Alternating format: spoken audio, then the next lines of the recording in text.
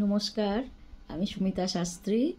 আপনাদের সঙ্গে একটু আজকে গল্প করতে এলাম এবং আপনাদেরকে কিছু বিষয় তথ্য জানাবো, যেগুলো আপনাদের খুব ভালো লাগবে। আর যদি ভালো নাও লাগে তো আমাকে আপনারা অবশ্যই বলবেন, কমেন্ট করবেন যে আপনার কেন ভালো লাগেনি, আর ভালো লাগলেও জানাবেন কেন ভালো লেগেছে। তো আজকের বিষয় হচ্ছে যে বৃহস্পতি গ্রহ যদি কারোর দুর্বল থাকে তো আপনারা বুঝবেন কি করে যে তার বৃহস্পতি গ্রহ দুর্বল আছে।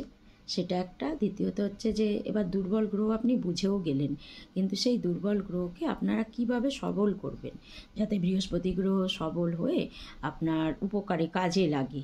তো সেক্ষেত্রে সেই বিষয়গুলো আজকে আপনাদের আমি জানাবো। তো যাদের বৃহস্পতি গ্রহ দুর্বল তাদের অবশ্যই দেখবেন যে ফ্যামিলির মধ্যে বাবা মায়ের সঙ্গে সন্তানের ঝগড়া ঝামেলা লেগে থাকে। স্বামী স্ত্রীর মধ্যে লাগে না, কিন্তু সন্তানের সঙ্গে বাবা মায়ের সবসময় একটা মিসআন্ডারস্ট্যান্ডিং হচ্ছে। ছেলেমেয়েরা তাদের মতন চলে, মা বাবার কথা শোনে না, একটা অ্যাডামেন্ট ভাব।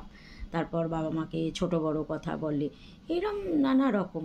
এবার বাবা মায়ের সঙ্গে গেল শুধু তা না, দাদু দিদা, বড় মানে বাচ্চাদের সন্তানদের, বাচ্চা না সব রকমই 8 থেকে 80 সকল যারা সন্তান সম্পর্কে সন্তান, তাদের সঙ্গে গুরুজনদের একটা সব সময় ঝগড়া ঝামেলা মনোমালিন্য লেগে থাকে। এটা হলেই আপনারা বুঝতে পারবেন যে আপনার বৃহস্পতি গ্রহ খুব দুর্বল। তো সেক্ষেত্রেও একটা গেল। আর দ্বিতীয়ত হচ্ছে বৃহস্পতি গ্রহ দুর্বল হলে আপনার সঠিক জায়গায় সঠিক কথাটা, জ্ঞানের কথাটা আপনি বুঝতে পারবেন না। কেউ আপনাকে ভালো কথা বললে আপনার মনে হবে আপনাকে জ্ঞান দিচ্ছে বা আপনি তার থেকে বেশি জানেন।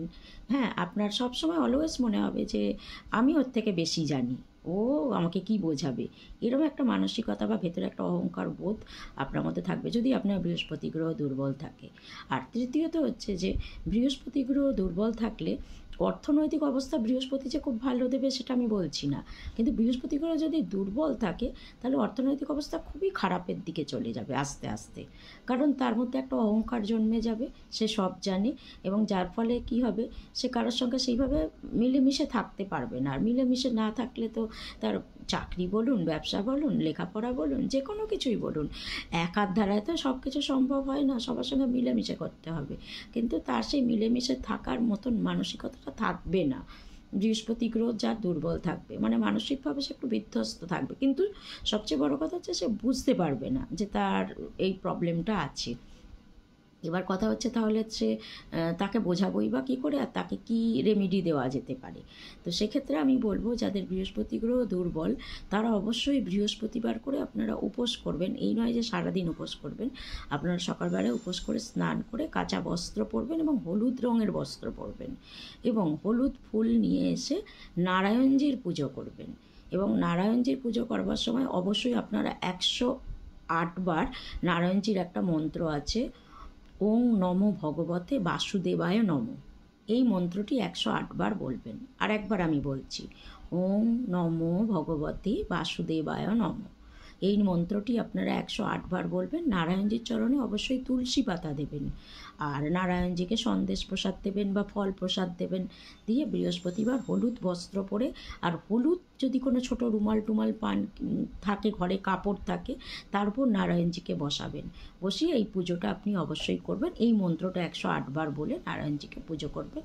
তাহলে দেখবেন আস্তে আস্তে। এবং আরেকটা কথা বলবো যে বাড়ির গুরুজনদেরকে সম্মান করবেন, শুধু বাড়ির বলে নয়, বাইরেও আপনাদের থেকে যারা বড় বয়সে আছে, যেহেতু আপনি জেনে যাচ্ছেন যেটা আপনার একটা দুর্বলতা, তো তখন আপনি আর এগুলো গায়ে মাখবেন না। যে যা বলছে সেটাকে আপনি বুঝে নেবেন যেটা আপনার সত্যিই অসুবিধে, বা হয়তো আপনি, আপনার কোনো প্রবলেম নেই, তাও আপনাকে দুটো ছোট বড় কথা বলছে, একটু ম্যানেজ করে একটু মানিয়ে গুছিয়ে নিয়ে আপনি কিন্তু বড়দেরকে সম্মান করবেন। আপনাকে একটা কথাই আপনাদের বলবো, আমরা বড়দেরকে সম্মান করুন যতটা পারেন। তারা ছোট বড় যা বলছে বলুক, কিন্তু তারা তো আপনার চেয়ে আফটার অল বড়।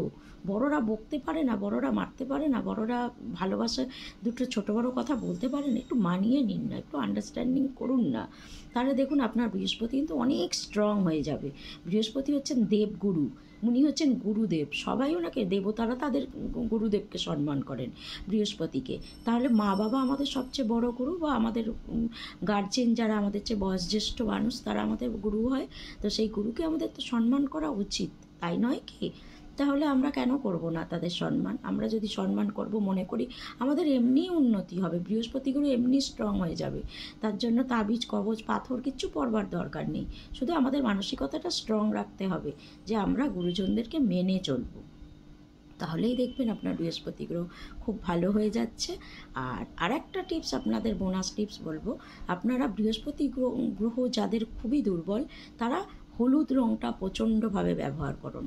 সকালবেলায় ঘুম থেকে উঠে কাঁচা হলুদ 1 ইঞ্চির মতন খাবেন, দুপুরবেলায় হলুদ দেওয়া তরকারি রান্না করবেন, আর হলুদ বস্ত্র পরে পুজো করবেন।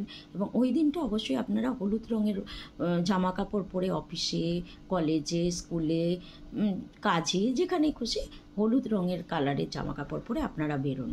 আর তারপর তো আপনাদের সুমিতা শাস্ত্রী দিদি আছেন, তার কাছে আপনারা কমপ্লেন করবেন যে আপনাদের কথাগুলো মিলছে না, কাজ হচ্ছে না। তখন আবার দেখা যাবে কি করা যায়। আশা করছি আপনাদের কাজ দেবে এবং আপনারা এটা পালন করুন। যে যে নিয়মগুলো বললাম, ঘরে বসেই আমরা গ্রহদেরকে স্ট্রং করতে পারি, কিন্তু আমরা প্রপার ওয়েতে চলি না বলে তাই হয় না। তো যখন প্রপার ওয়েতে চলবো তখন কেন আমরা করব না ঘরে বসে গ্রহদেরকে স্ট্রং? তো আপনারাও তাই করুন। ভালো থাকুন, সুস্থ থাকুন। আজকের মতন আসি।